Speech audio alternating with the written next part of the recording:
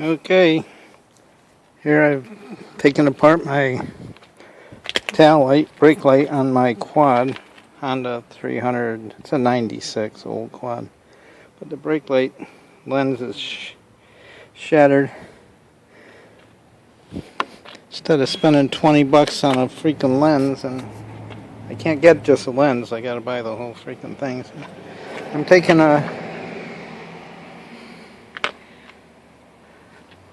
empty Marvel mystery oil, just the right color. Just chopped it up, cutting up a piece to fit. Gonna fit right over there. Gonna glue it on. Be good as new.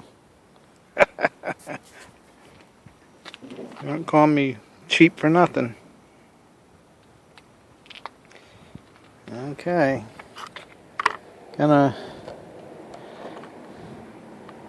should work. I'll let you see what the final product is. Later.